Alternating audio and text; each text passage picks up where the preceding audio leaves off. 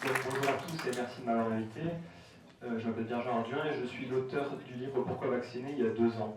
Alors, avant de vous parler de certains aspects du livre, je voulais d'abord me présenter et dire pourquoi j'avais écrit ce livre, pour essayer d'apporter un peu de légitimité et de crédibilité, et aussi les méthodes que j'ai employées pour l'écrire. Après, je rentre dans le vif du sujet en vous parlant des courbes des maladies, un peu comme l'a fait tout à l'heure Michel Georget. Et je prendrai 2 maladies, la rougeole et le gardasil, pour essayer de rentrer un peu plus dans le sujet. On a parlé d'immunité de groupe, donc j'essaierai de montrer que cet argument de vaccination systématique n'est pas forcément la panacée qui va résoudre et éradiquer les maladies. Et s'il me reste du temps, je parlerai des problèmes de déontologie qui émaillent l'industrie du vaccin et de la santé en général. Donc qui suis-je? Alors tout d'abord, je suis développeur informatique dans une société qui fait de la santé à Paris, donc ça m'a permis de tracer les courbes qu'on va voir tout à l'heure. Et alors je ne suis pas médecin non plus, comme l'intervenant précédent. J'ai un doctorat en neurosciences que j'ai fait entre Gilles-sur-Yvette et Lausanne. Donc pour avoir un peu d'aise au niveau de la littérature scientifique, c'était bien. Et j'ai fait 2 bonnes écoles aux États-Unis et en France, ce qui permet aussi d'ouvrir certaines portes. Alors j'aime beaucoup le sport, la musique, mais ce n'est pas ce qui nous concerne. À 25 ans, j'ai commencé à beaucoup lire et ça m'a éveillé à certains sujets. Et j'ai ouvert un blog qui traite de différents sujets comme la foi, la politique. Ça m'a ouvert à l'écologie intégrale aussi et des sujets de société, par exemple celui-ci. Il se trouve que j'ai lu un livre par hasard, donc vaccin qui est vendu là, de Sylvie Simon, et c'était très à charge sur les vaccins. Et je me suis dit, est-ce que c'est vraiment vrai? Enfin, on est convaincu, mais il n'y a pas vraiment les preuves. Et le but de mon blog, c'est de toujours vérifier les sources avec le plus de guillemets possible. Et donc j'ai décidé de faire un petit article là-dessus. Il se trouve que c'était un peu plus long que prévu, donc ça finit en livre. Alors, comment par exemple, tout à l'heure, je vais parler de GlaxoSmithKline qui a eu une amende de 3 milliards de dollars. Donc je ne l'ai pas pris sur l'AFP, je ne l'ai pas pris sur le Figaro, j'essaie de remonter la source la plus haute et la plus crédible. Ici, c'est le département de la justice des États-Unis. Quand je dis que les crises après vaccination sont un trait commun du syndrome de Dravet pour la vaccination en coqueluche, pareil, je vais dans la base de littérature scientifique, j'essaie de lire les résumés et l'article, si vraiment en général il est accessible, mais pas toujours, et de ne pas travestir les propos, donc le plus de phrases, pas d'extrait de phrases. Quand je dis que le Rotarix augmente la mort par convulsion de 27%, je ne risque pas un procès parce que je le tire. Donc ici, c'est dans le livre électronique, mais c'est pareil sur le livre papier. On regarde le groupe Rotarix et le groupe placebo. Il y a beaucoup moins de morts dans le groupe placebo. On remonte à la source, qui est fda.gov, donc l'agence de santé américaine. Et je tire ces chiffres exactement donc je n'invente rien. Pour vous présenter comment j'ai tracé les courbes, donc là c'est un programme en Python, et j'ai récolté toutes les données le plus officielles possible. Il se trouve que j'ai pris l'Angleterre parce que c'est eux qui avaient le plus de données. En France, je ne pouvais pas remonter aussi loin. Et donc ça trace toutes les courbes automatiquement. Alors je n'ai pas triché moi-même avec des petits points. Sur le site Pourquoi vacciner où on peut acheter le livre, il y a également toutes les sources officielles, donc gouvernement anglais, CIA, etc. Sources que j'ai compilées pour pouvoir être traitées. Et après, même si vous voulez vous-même, il y a les lignes de code informatique pour pouvoir lancer mon code et tracer les courbes, pour apporter un peu de crédibilité. Ça ne suffit pas, je voulais quand même vérifier qu'à chaque fois, parce que sur Internet, on trouve plein de courbes, mais on n'est jamais sûr que c'est vraiment les bonnes. Ici, c'est un document de anglais sur la... Ça marche, oui. Et sur la rougeole, le nombre de cas, et je compare. C'est vrai que ça correspond exactement à ce que nous montre l'Angleterre, donc je suis rassuré que ma méthode est bonne, à part que je remonte 100 ans plus loin et je mets en plus les courbes de mortalité. Donc voilà pour les méthodes rapidement. Je vais un peu redire ce qui a été dit tout à l'heure, mais alors la rougeole, en France, ça c'est le document du guide des vaccinations 2012. Qu'est-ce qu'on voit? La couverture vaccinale qui monte, c'est-à-dire le pourcentage de la population qui est vaccinée. On passe de 20 à presque 100%, et en même temps on voit que le nombre de cas, en haut, l'incidence, et la mortalité, le nombre de décès, diminue. Donc on se dit, c'est vrai, le vaccin contre la rougeole marche. Et en Angleterre, les courbes, c'est un peu pareil, à part que ça arrive 15 ans plus tôt, mais on voit que ça diminue, et alors que la courbe de couverture monte. Cela dit, si on remonte bien plus haut, donc 1850, ce qu'on ne nous montre jamais évidemment, à votre avis, si on dit que la rougeole, le vaccin est arrivé en 1, 2, 6 ou 7, est-ce qu'on pourra donner la même force d'éradication au vaccin contre la rougeole? Probablement pas, si elle arrivait en 2 ou en 7. Donc à votre avis, elle est arrivée quand? On l'a vu tout à l'heure. Donc en 6, oui, en Angleterre en tout cas. Ce qu'on voit, donc on ne peut pas se dire que ce soit le vaccin qui a éradiqué la rougeole. Par contre, on sait que ça a diminué l'incidence en rouge, le nombre de cas. C'est vrai que quand on était jeune, il y avait beaucoup de gens qui avaient la rougeole à l'école. Maintenant, c'est beaucoup moins le cas. Mais la mortalité, elle, ne semble pas trop avoir souffert de ça. Si on remonte aux courbes du guide des vaccinations, le vaccin contre la rougeole a permis de sauver plus de 20 millions de vies, nous dit l'OMS il y a 2 ans. Donc si on sait qu'en France, quand il est arrivé, il y avait 20 morts par an, et si on ramène à la population mondiale, ça voudrait dire que le vaccin a 10 000 ans. Donc c'est une exagération de l'OMS. Le tétanos, alors là c'est un peu pareil. On aurait du mal, si on n'avait pas les dates, à mettre la date de création du vaccin ou la date de l'immunisation de masse. C'est une courbe qui descend, et c'est tout. La tuberculose, Michel Georget en a parlé pas mal, ça ne sert pas à grand chose. La diphtérie, alors c'est un peu différent en France, on pourrait croire qu'il y a un rôle du vaccin quand on voit qu'après le vaccin ça diminue beaucoup. Bon, déjà avec ce qu'il nous a montré, ça décrédibilise un peu cette thèse, et en plus la diphtérie est soignable par sérothérapie, donc c'est pas la peste que c'était dans le siècle d'avant. La poliomyélite, c'est assez compliqué, c'est arrivé tard, ça arrive par bouffée, par épidémie, donc je vous ai juste mis la courbe, il faudrait développer plus longtemps. La coqueluche, c'est pareil, des croissances constantes avant l'arrivée du vaccin, donc ce n'est pas le vaccin qui a éradiqué la coqueluche. La scarlatine, quand est arrivé le vaccin contre la scarlatine? Jamais. Donc il n'y a pas de vaccin contre la scarlatine, pourtant ça diminue et ça s'éteint quasiment. Enfin, en tout cas, on ne nous parle pas du danger de la scarlatine.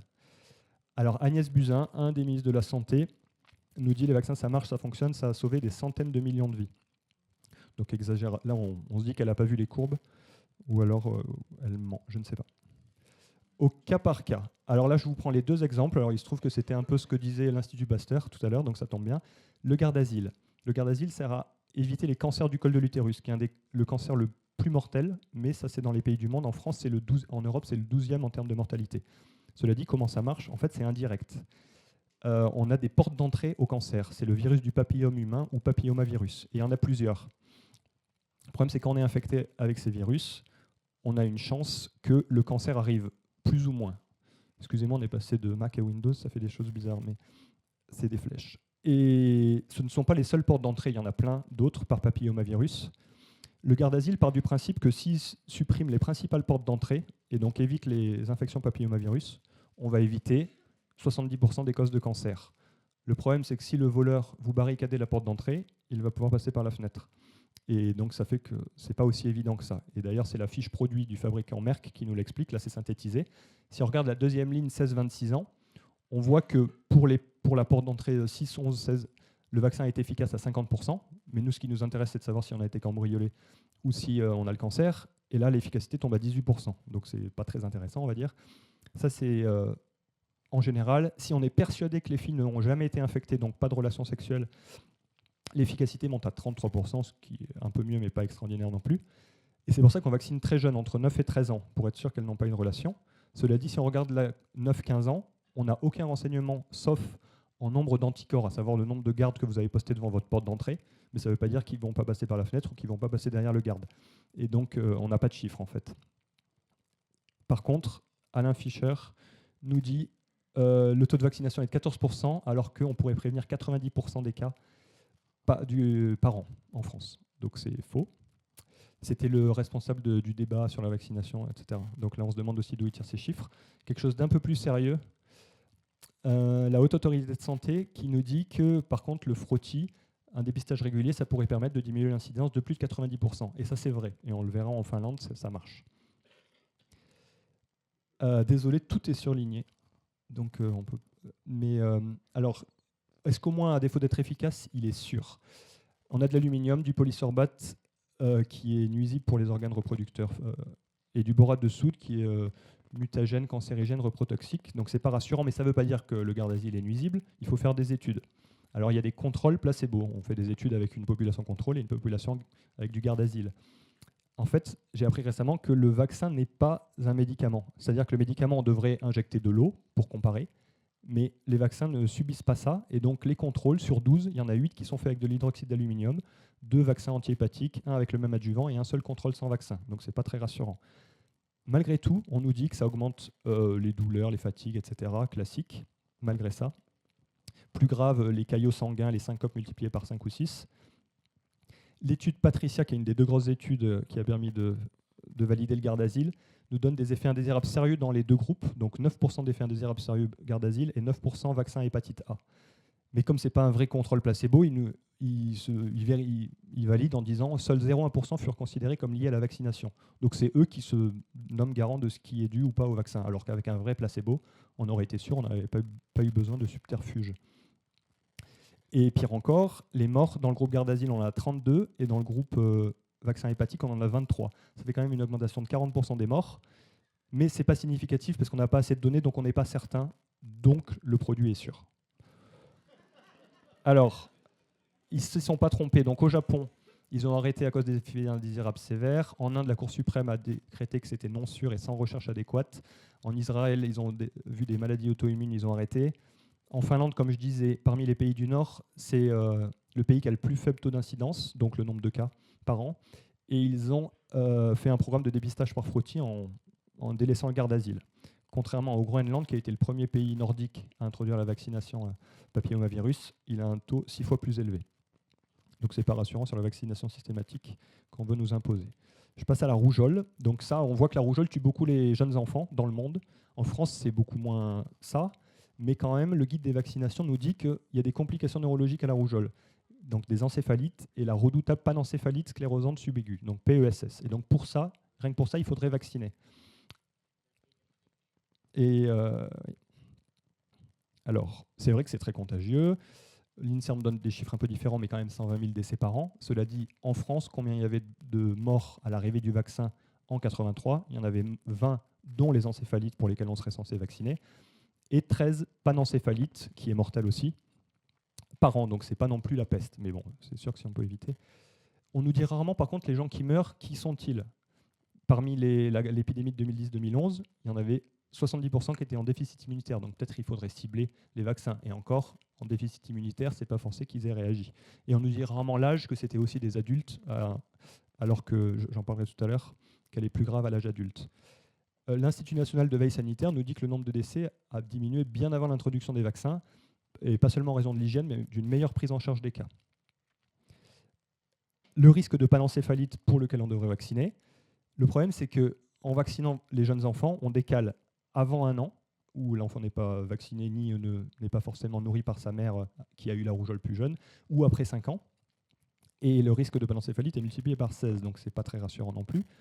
Au Pakistan, on s'est rendu compte qu'il y avait beaucoup de gens non vaccinés qui pouvaient attraper la panencéphalite, ou même des gens qui n'avaient pas la rougeole qui pouvaient attraper la panencéphalite.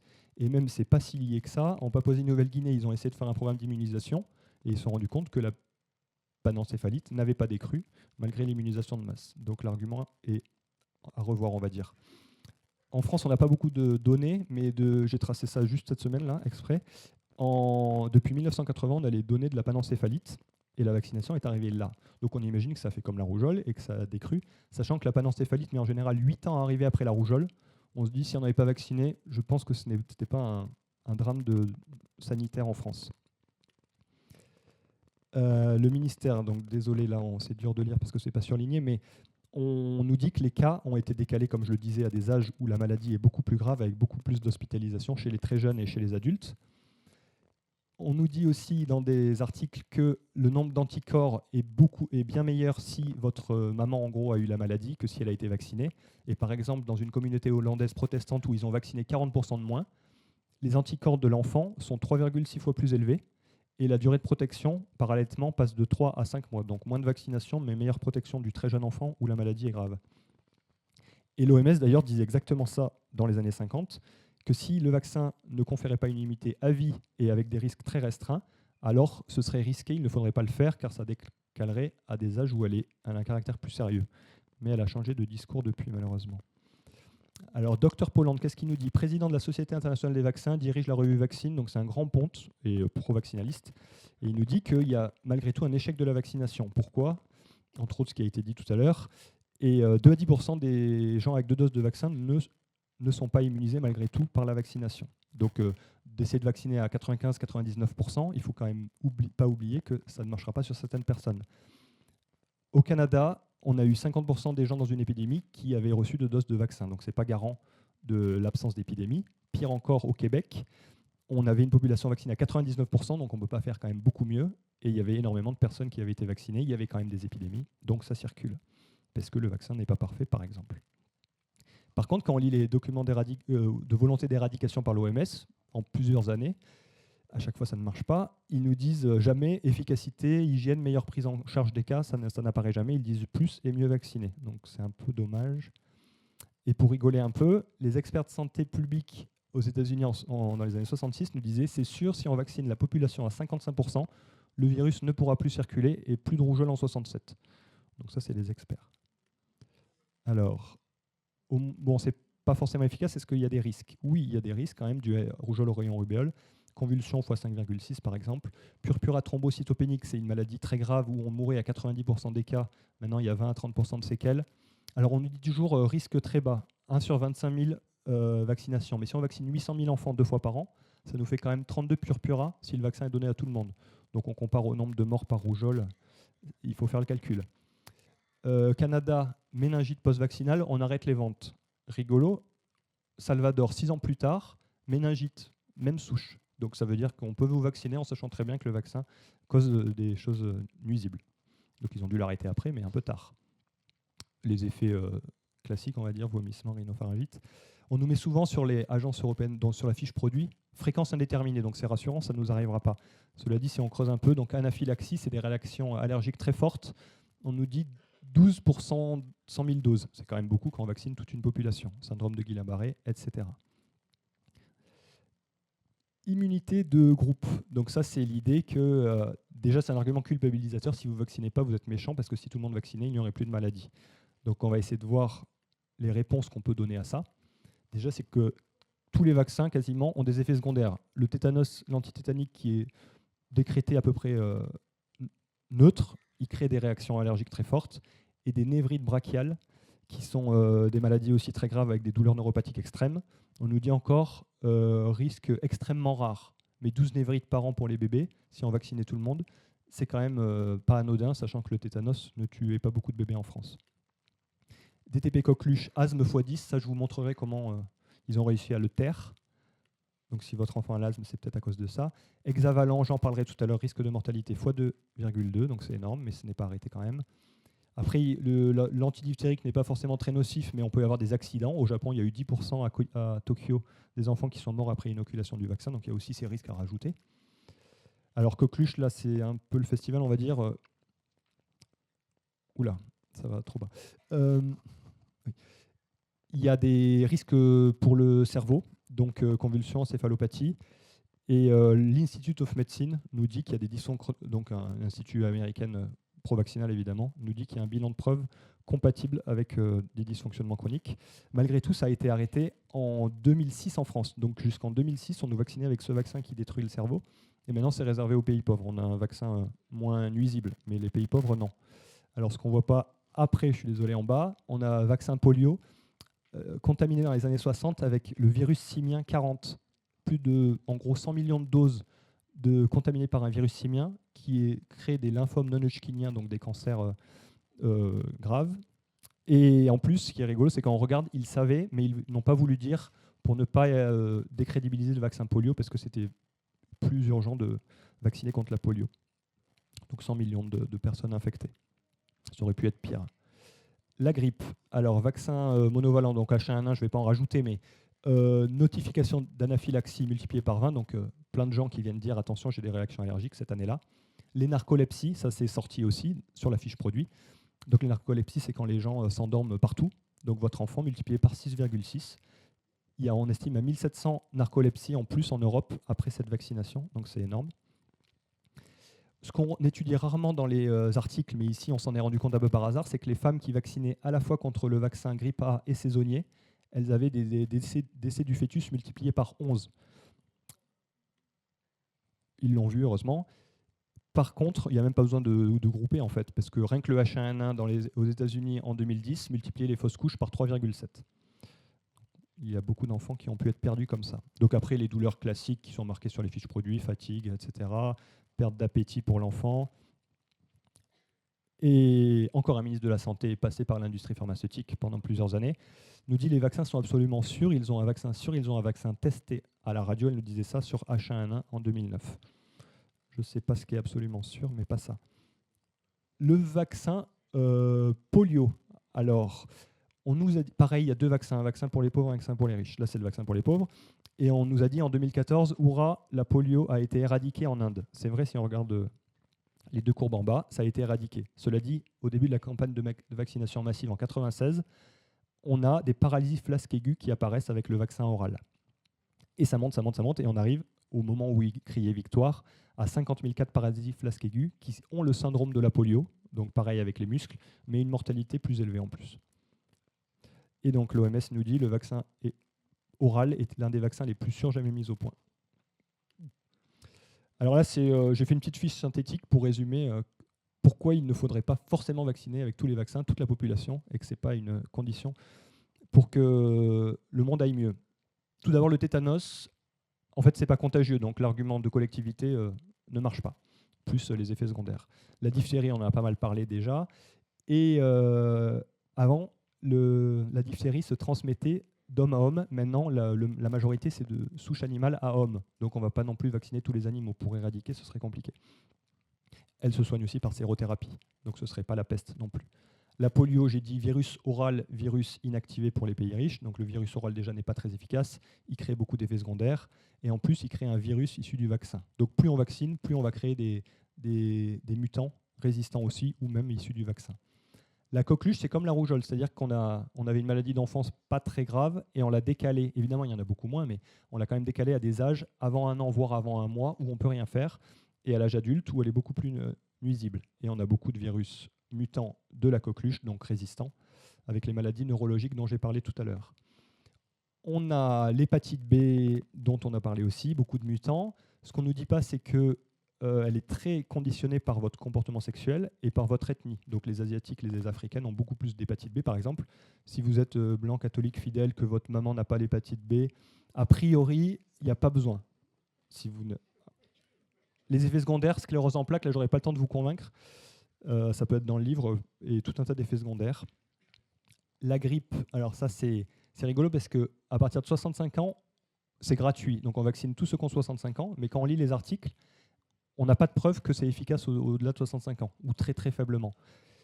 Alors qu'elle est efficace par contre pour les gens en bonne santé, donc c'est un peu dommage. En gros, si vous vaccinez, c'est vraiment très altruiste, là pour le coup, c'est pour éviter que les personnes en maison de retraite n'attrapent la grippe, pour que ça ne passe pas par vous, mais vous allez a priori pas être sauvés.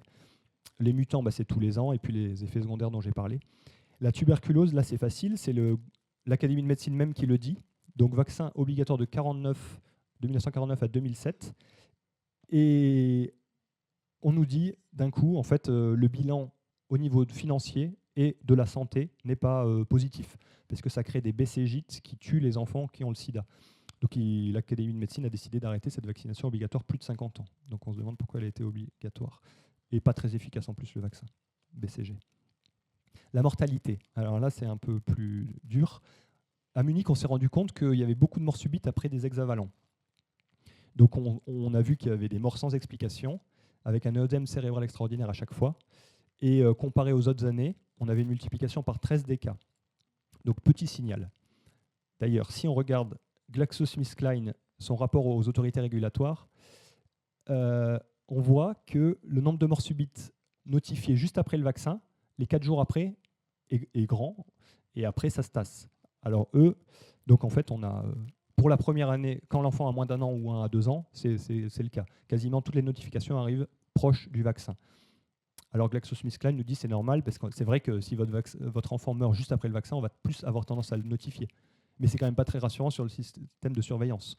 Et donc ils s'en sortent un peu comme ça pour dire c'est normal, on notifie plus après un vaccin. Bon, très bien. Par contre, ils ont refait l'étude en Allemagne sur 1,5 million de bébés. Donc là, ce n'est pas juste une coïncidence pour voir si vraiment ça marche. Et ils se rendent compte que le nombre de facteur de risque est multiplié par 2,2 à la première dose. Donc votre enfant, en gros, s'il est mort d'une mort subite, il y a une chance sur 2 que ce soit le vaccin, en gros. Donc ça fait 22 morts par an, c'est pas énorme, mais vu les maladies qu'on veut soigner qui étaient quasiment éradiquées, est-ce que ça vaut vraiment le coup ?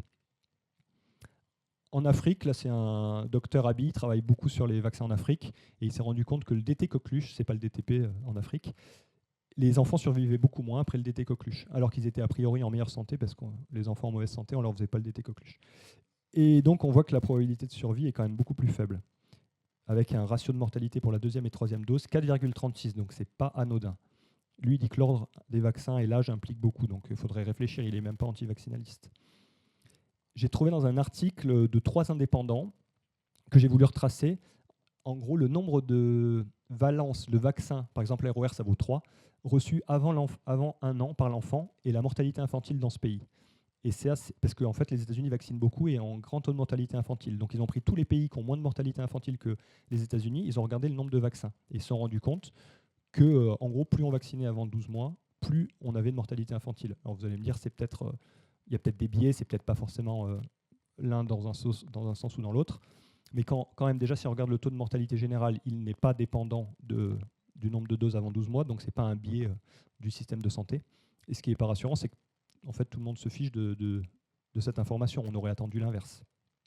Et puis, ça valide aussi les hexavalents mortels. Problème de déontologie. Donc, je vais revenir sur les 2 exemples dont j'ai parlé tout à l'heure. Le garde d'asile. Alors, le Karolinska Institute décerne les prix Nobel. Et il l'a décerné en 2008, l'année où Montagnier l'a eu d'ailleurs. On attendait Sherman à la place de ce 3e homme qui arrivait, Zuharald, qui avait fait des recherches sur le papillomavirus, donc par lequel arrive le cancer. Donc prix Nobel, bravo. Par contre, AstraZeneca, qui avait les licences pour le garde d'asile, etc., virus papillome humain, il se trouve qu'il coopère avec le Karolinska Institute et le soutient, Nobel Web. Donc petit conflit d'intérêts, double conflit d'intérêts. Bo Angelin est au conseil d'administration d'AstraZeneca, et membre votant, un des 5 membres votants, donc pesant, maintenant c'est le membre numéro 1 d'ailleurs, du Karolinska Institute. Donc double conflit. La rougeole, j'en ai pas parlé. Ce monsieur, Wakefield, a fait un article en disant que la rougeole pouvait créer l'autisme dans le Lancet, journal prestigieux. Il s'est fait conspuer. Ce qui est intéressant de voir, c'est que GlaxoSmithKline, qui fabrique le ROR, rougeole, a 2 directeurs. Il y en a un, c'est James Murdoch, il détient une partie de la presse, grand mania de la milliardaire, dont le Sunday Times, qui a fait une campagne de diffamation contre Andrew Wakefield. On a Sir Crispin Davis, lui, il détient l'autre partie, il détient la presse scientifique, dont le Lancet. L'article a été retiré en 2004. Et pour pousser un peu, donc je ne vous parle pas de tout, hein, mais là je vous parle du flagrant. Crispin Davis a un frère qui s'appelle Nigel Davis, il est juge, et à qui on a donné le litige sur les plaignants ROR pour leurs enfants, à ce juge, qui a débouté les plaignants, évidemment, et il a oublié de dire que c'était le frère de Crispin Davis. Bon, ça. Alors, je disais tout à l'heure qu'un vaccin multiplié par 10 les risques d'asthme. On va voir comment il a réussi à passer. En fait, il multiplie par 14, mais il y a souvent des biais dans les populations, donc après ajustement, il multiplie par 10. Comment font-ils pour dire que tout va bien? En fait, ils divisent les catégories en disant combien ces personnes vont 2 fois chez le généraliste par an. Donc plus de 7 fois, on s'est rendu compte que ceux qui n'étaient pas vaccinés n'avaient jamais d'asthme, et ceux qui étaient vaccinés avaient de l'asthme. Mais on ne peut pas calculer, ça fait une division par 0. Donc on ne peut pas calculer le risque. 4 à 6, on a un risque multiplié par 4. Mais en fait, on ne sait pas, il y a toujours une incertitude, et c'est entre 1 et 16 le risque. Mais comme c'est 1, pas de risque, eh ben en fait, on n'est pas sûr. Donc il y a 1, 0, 0, c'est bon, on n'est pas sûr. Et 0 et 3 fois chez le généraliste par an, on a un risque multiplié par 11,5 pour les gens vaccinés d'attraper l'asthme. Et là, ils nous disent, oui, mais c'est un biais parce que c'est des gens qui ne vont pas souvent chez le médecin. Et donc, ils nous disent, nos données montrent suggèrent que les vaccinations de routine ne sont pas un facteur de risque pour l'asthme. Donc, c'est pas rassurant même. Ça, vous avez que le haut de l'iceberg, encore une fois. Les abus de l'industrie. Alors, c'est pas l'industrie vaccinale, mais c'est des gens qui produisent des vaccins pour vous montrer leur niveau de déontologie. J'ai parlé de l'amende de 3 milliards la dernière fois, de GlaxoSmithKline à l'amiable. Donc, ils ont reconnu avoir fait des déclarations trompeuses, etc., vendu des médicaments pour autre chose. Pendant 7 ans, ils n'ont pas signé des problèmes de sécurité avec Avandia, alors que ça faisait des attaques cardiaques. Donc, ils ont attendu. Quand on regarde l'article qui a permis de faire valider l'Avandia, tous les auteurs et le nombre et leur conflit d'intérêt avec les boîtes pharmaceutiques. Donc, c'est sûr qu'on s'attendait à ce qu'ils disent que c'est bien. Abbott, troisième amende, 1,5 milliard à l'amiable. Donc, ils ont vendu pour des choses qui n'étaient pas destinées. En fait, c'est rigolo, ils font des études. Ils se rendent compte que ça crée de l'anorexie, de la somnolence et la déshydratation, donc ils arrêtent l'étude. C'est plus facile. Et ils mettent 2 ans à révéler les résultats.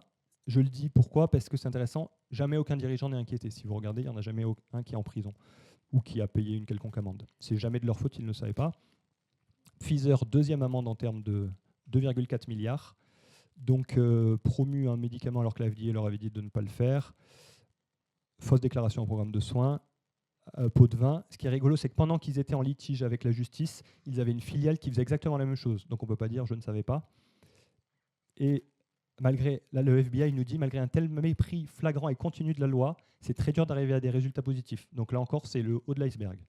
Vous n'avez pas forcément toutes les affaires qui sortent. Et Wikipédia qui résume toutes les amendes. Alors, pour conclure, les maladies infectieuses ont décru avant les vaccins, donc ce n'est pas les vaccins qui ont permis d'éradiquer. L'efficacité réelle n'est pas celle qu'on nous dit et on nous vend des vaccins toujours sûrs et qui marchent, ce n'est pas le cas. Le fait de vacciner tout le monde ne résoudra pas tous les problèmes, n'empêchera pas la rougeole d'arriver, l'hépatite. Et donc le bénéfice est surestimé.